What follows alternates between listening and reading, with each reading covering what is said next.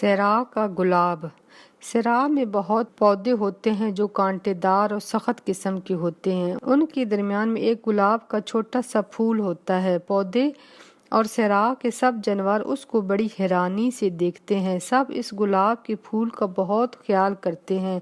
کوئی اس کو پانی دیتا، کوئی اس کو سایہ دیتا، سب اس کو ہر روز ملتے، اس کو دیکھ کر خوش ہوتے۔ گلاب کا پھول بڑے فخر اور غرور کے ساتھ وہاں رہتا، سب اس کی بڑی عزت کرتے۔ ایک دن گلاب کے پاس ایک باز آتا ہے، اس سے کہتا ہے کہ میں نے ایک جگہ دیکھی ہے، وہاں پر تمہاری طرح کے بہت سے پھول ہیں۔ گلاب کا پھول یہ سن کر کہتا ہے کہ میں یہاں پر اکیلا رہتا ہوں، میں بھی ان سب گلابوں کے ساتھ رہنا چاہتا ہوں، تم مجھے وہاں لے جاؤ۔ یہ سن کر سب صحرا کے پودے اور جانور پریشان ہو جاتے ہیں۔ سب اس پھول کو بہت سمجھاتے ہیں کہ تم ہم سب کو چھوڑ کر نہ جاؤ، دیکھو ہم سب تمہارا بہت خیال کرتے ہیں، ہم سب مل کر بہت خوش رہتے ہیں۔ لیکن پھول کسی کی کوئی بات نہیں مانتا اور اس باز سے کہتا ہے کہ تم مجھے وہاں لے جاؤ۔ رات کو باز گلاب کے پھول کو لے جاتا ہے ایک پارک میں، وہاں پر بہت سے گلاب ہوتے ہیں، وہاں پر یہ گلاب بھی